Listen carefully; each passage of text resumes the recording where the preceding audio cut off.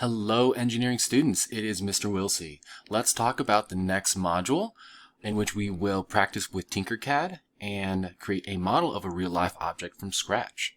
So first off, select one of these three videos to watch, whichever one looks the most interesting to you.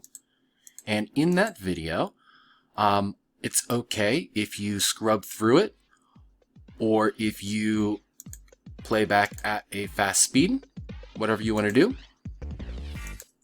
But watch how the designer uses Tinkercad to create a model of a real-life object. Look at what tools he uses.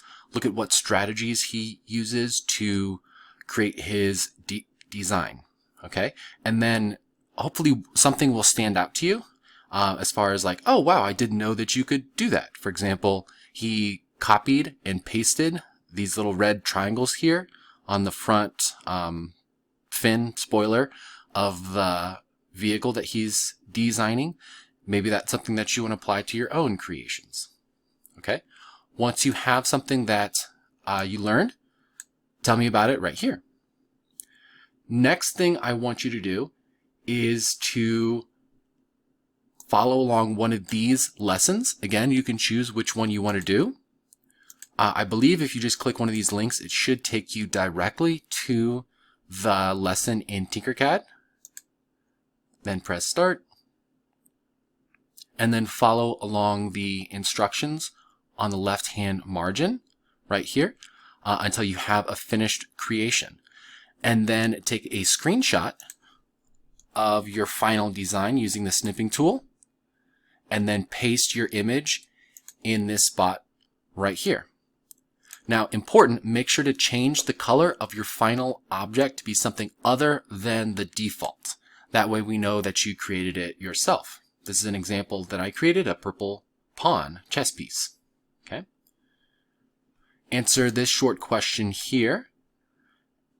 And for some additional practice, you can do some more of the lessons that were linked earlier.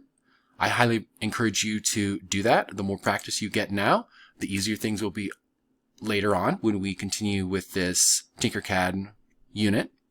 And then finally, your mastery check. This is a good chance, or there is a good chance that your teacher could take this for a formative assessment grade. Okay, so do your best with it. First off, open up this link here to see a list of objects. Pick one of the objects that you want to model in Tinkercad. Okay, there's 4 different objects listed here. Pay careful attention to the notes down below so you know exactly what we want you to include in your model.